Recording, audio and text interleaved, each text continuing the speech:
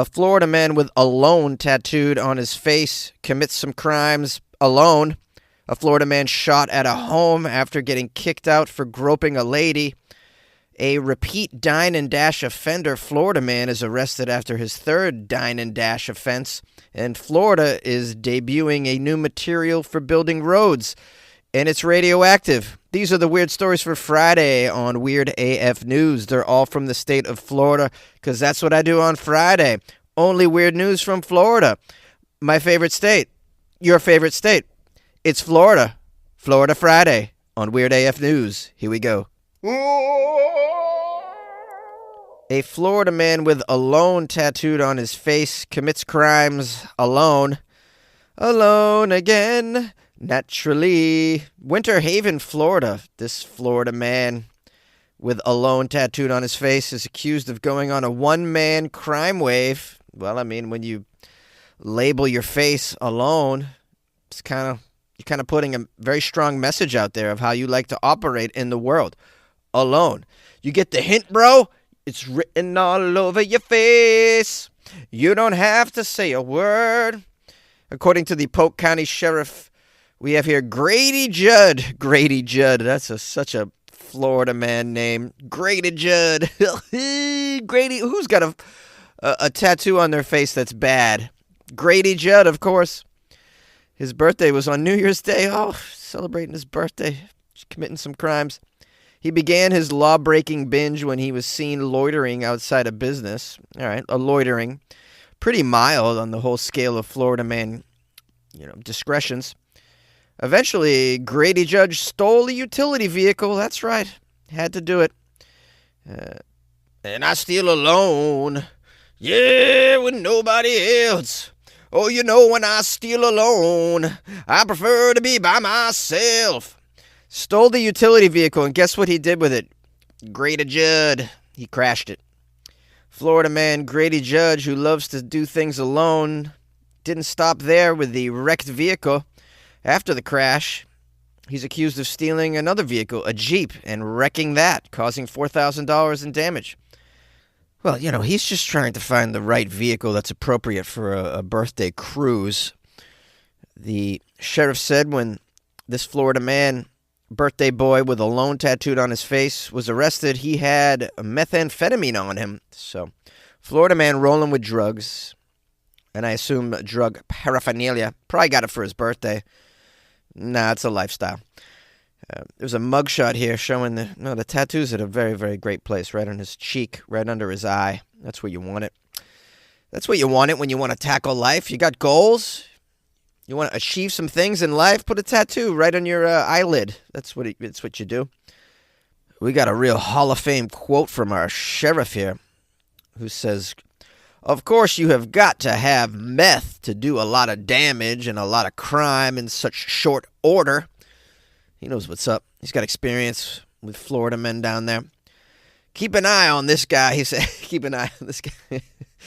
It's going to be pretty easy to spot this guy. He's got the word alone tattooed underneath his eye. The sheriff says, he even has tattoos on his face. Alone. Well, he's not alone anymore. He's in the county jail with a lot of company. The jokes from this sheriff, I just dig it. You really have to have your sense of humor about you if you're going to be a sheriff in Florida. I mean, imagine. A Florida man shot up a home with a shotgun after getting kicked out for groping a woman. A Holly Hill, Florida man was kicked out of a home for grabbing another man's wife. He returned to the home and shot up the resident with a pump-action shotgun, according to police. This guy was hell-bent on groping. A groping I will go, a groping I will go. Hi-ho, Ladario, a groping I will go. And then if it doesn't work out, he shoots up the place. This is, so I started blasting. It's a good way to solve problems. How we working it out there, guys, in Florida with these lax gun laws? Seems like it's working out great. Great. Several people in the home, including a sleeping 8-year-old boy, were not injured, according to the police. That's very fortunate, because when someone kicks down the door and starts pumping a pump-action shotgun into the place, I mean, the fact that nobody was injured is a miracle. Matthew Rondo, age 27, the Florida man, was arrested on a warrant. He's been locked up on 5 counts of shooting into a dwelling. Holly Hill police say that Rondo was hanging out drinking with friends at the home. When the homeowner returned from the bathroom, he saw Rondo groping his wife. I don't know why you'd be surprised. You're hanging out with Florida men. This is what they do. They grope your wife when you go to the bathroom. They grope your wife when you go get a sandwich. They grope your wife when you run to the packy. You cannot leave a Florida man all alone with your wife or your mom or your granny or really children either, I would say. The homeowner confronted the Florida man, asked him to leave. He escorted him outside where the argument turned physical, and the woman's husband slapped Rondo, the Florida man, a few times. Deservedly so. Rondo left in his Jeep. About 5 to 10 minutes after the homeowner re-entered his home, he heard the Jeep pull up to the residence. Several shots were fired at the home. The man told his wife and others in the home to get down on the floor. Oh boy, that was quick thinking from the homeowner. Yeah, you want to get on the floor when you hear shots. What you don't want to do is stand up and start doing jumping jacks or dance the Macarena. Rondo, the Florida man, sped off in his Jeep after shooting up the home. At the scene, police say they found 5 expended shotgun shells and the front window of the home was shot out. Police went to the Florida man's home, but he did not respond to the officers. Several surveillance cameras from businesses near the home recorded the shooting, and a warrant was issued for his arrest. So no doubt he'll be doing some time for some pump-action shotgun activities, some pump-action shotgun shenanigans for groping a lady inappropriately. And now Pornhub is banned in Florida. Now these guys don't have any outlet whatsoever. This is what happens when you ban Pornhub. Going to get some extra groping going on in the state of Florida. Well, this guy, I could say at the end of the day, is going to definitely get some pump action in jail. Ba-doop-boop. A Florida man who's a serial dine and dasher has been arrested for a 3rd offense. Do you guys know what dining and dashing is? It's when you eat and run. I don't know. Some countries probably have some other words for that. I'd love to hear what they are in your country. What do you call dining and dashing where you live? Please email me, funnyjones@gmail.com. I have a phone number, 646-450-2012.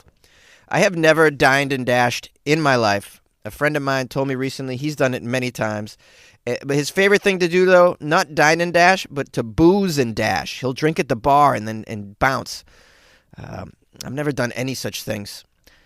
I did steal some marshmallow peeps when I was 11 years old from a Kmart by shoving them into my jeans pockets. Imagine just shoving. I took them out of the package and just shoved them all. I filled up all of my pockets with just gooey, warm marshmallow peeps. How disgusting is that? I'm not proud of it. I learned my lesson, though. Okay, back to the Florida man who's a serial dine and dasher. This is how he makes his living. Winter Haven. This is the second story out of Winter Haven. Sounds like a terrible place. Let's not go there, guys. Agreed? Agreed. A repeat serial dine and dash offender has been arrested again after he left the Hungry Crab without paying his tab.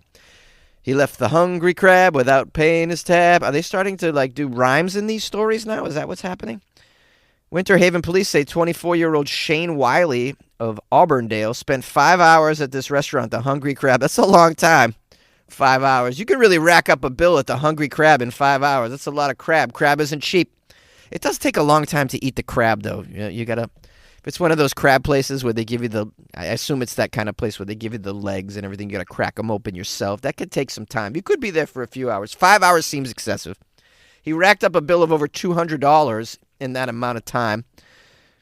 Says here, when the Florida man attempted to leave, the hostess approached him. He told the hostess he had paid his tab before fleeing on foot. Oh, sounds like he doesn't have a vehicle to get away. No getaway car, no getaway driver. That'd be a strange getaway driver gig. Instead of robbing a bank, you're helping a dine and dasher eat some crab legs for free. The employees posted pictures of the Florida man Wiley from the restaurant cameras on social media, and he was immediately identified. He was identified because of previous similar offenses. This is his thing. This is what he's into, dining and dashing. Let's find out what the other restaurants were. Is it all seafood here? Is it all crab with him? Or does he go to lobster joints as well? Oh, this photo of him is lovely. This is a mugshot of a man who looks very high. It's so high. That explains the 5 hours at the Crab Shack. Now, Wiley's previous offenses included 2 other Winter Haven restaurants. They're not naming them. He left a tab of $500 at one and $300 at another. That's a lot of money, man. How do you run away after eating $500 worth of food? It's going to take me like 5 minutes just to get my fat ass out of the booth after I eat $500 worth of your food. I'm not going to be dining and dashing so much as I'm going to be just dining and then walking slowly to my bed. I call it the old dine and crawl to my bed. The dine and sleep, for sure. Florida is building some new roads, and there's just one problem. They're radioactive roads. A Florida company is giving new meaning to the popular reduce, reuse, and recycle. Specifically, it wants to reuse the byproduct produced during phosphate mining to build some roads. There's only one issue with this. The building materials for the roads are radioactive. So, how would you like your cancer today, Florida man? By the way, it's totally free. You think I'm making this up? I am not. Earlier this week, the Environmental Protection Agency approved the request of Mosaic, the largest phosphate producer in the United States, to carry out a small-scale pilot project using various mixtures of phosphogypsum as a road base. Phosphogypsum. I think I said that right. The company plans to create 4 sections of test road with the phosphogypsum road base at its new Wales facility in Polk County, Florida. Federal regulations require phosphogypsum to be stored in engineered piles known as stacks to limit the public's exposure to its radioactive components.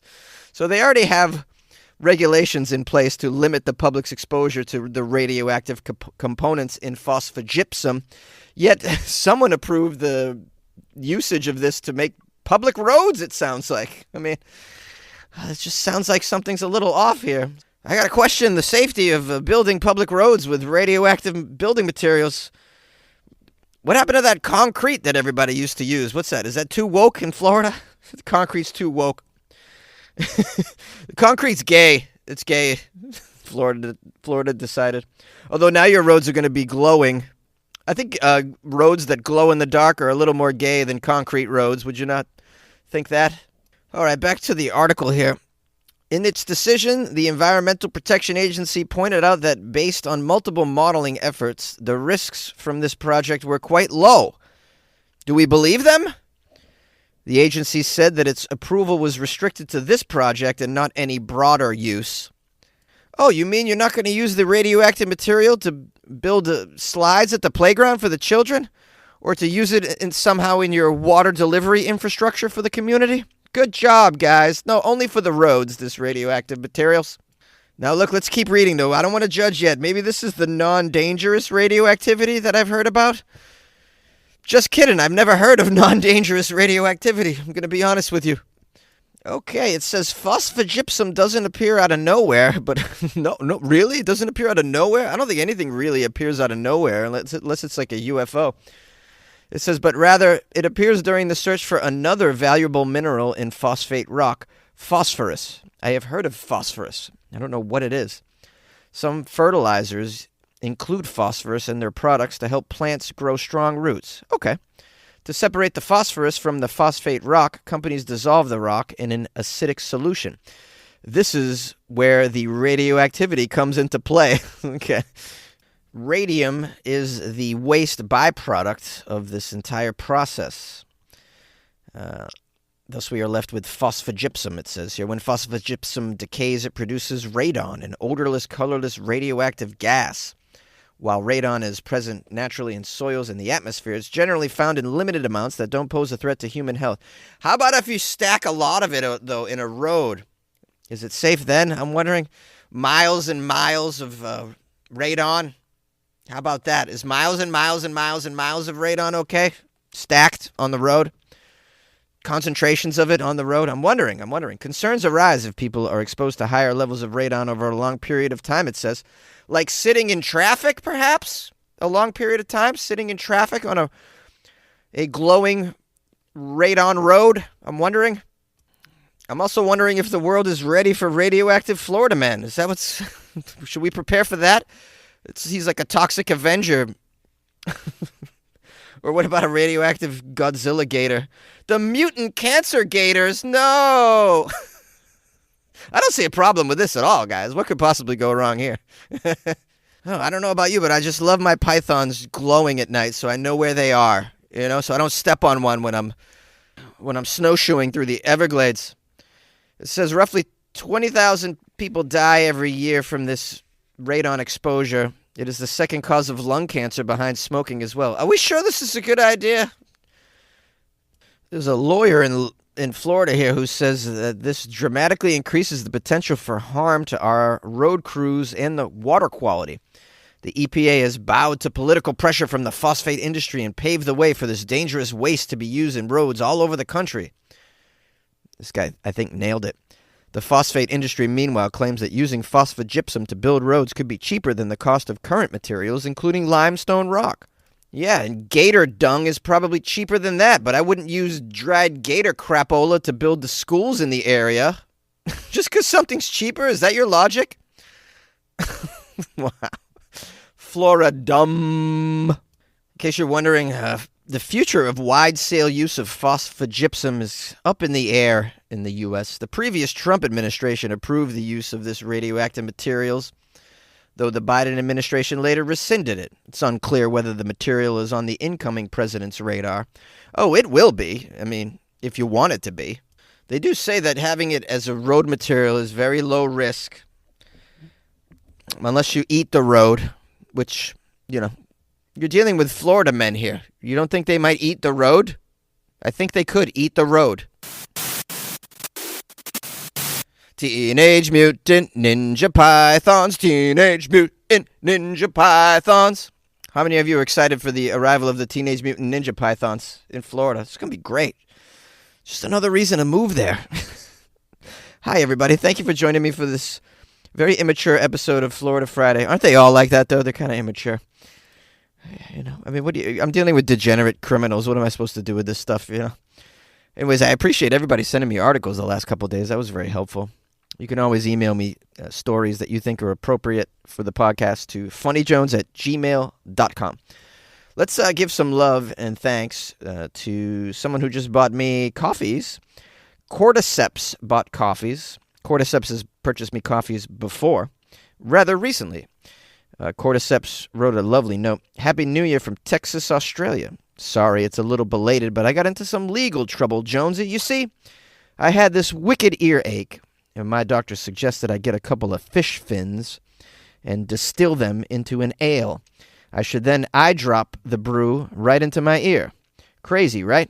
He said the medicinal qualities would cure me, but then the next thing you know, the cops are bashing on my door and charging me with possession of, say it with me now, a drugged paraphernalia. Drugged pair of fin ale ear. You see this pun? This is so funny. A drugged pair of fin ale ear. I see what you did there. Brilliant.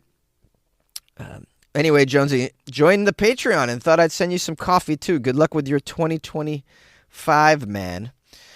This must be Kaylin. Are you Kaylin? Is that your real name? Because I'm looking here, and Kaylin just became a member of the Patreon as well. This must be the same individual. Kaylin sounds like an Australian name, I'd imagine, right? Kaylin, because you say it like Kaylin. Totally Australian. Kaylin. It's a great name. It's a great Australia. It's a great Aussie name, Kaylin. Kaylin drinks a lot. I just watched this amazing Australian movie called, let me find it here. Okay, it's called Wake in Fright, and it is from 1971. Any Aussies there? Any Aussies out there that know this movie? It's a very weird story. It's kind of dark humor. I liked it a lot. It's about a school teacher that gets stranded in this town of crazy drunk Aussies. Goes gambling, goes shooting kangaroos in the middle of the night. Like it's an insane movie. I really liked it a lot, though. I'm sure it's probably known in Australia by some of the boomers. The boomers know. The boomers probably know it. Oi, Wake in Fright. You know this one? Anyways, there's no actors that you would recognize in it, but I highly recommend it. Very, very good. Anyways, I got to get over there. So I got to get to Australia at some point. It's going to be my next jaunt, I think. What else? Oh, you guys want to support the show like Kaylin and Cordyceps, who could be the same person in Texas, Australia? Go to weirdafnews.com where you can join the Patreon or buy me coffees. That's right. Weirdafnews.com is where to go. Or go to patreon.com/weirdafnews. Or buymeacoffee.com/funnyjones. That's how you do it. That's how you do it. Anyways, I hope you guys have a great weekend. I hope you enjoyed the Florida Friday episodes. And if you want to reach me, you know how to do it. I'm here for you. I'm here for you. Have a great weekend.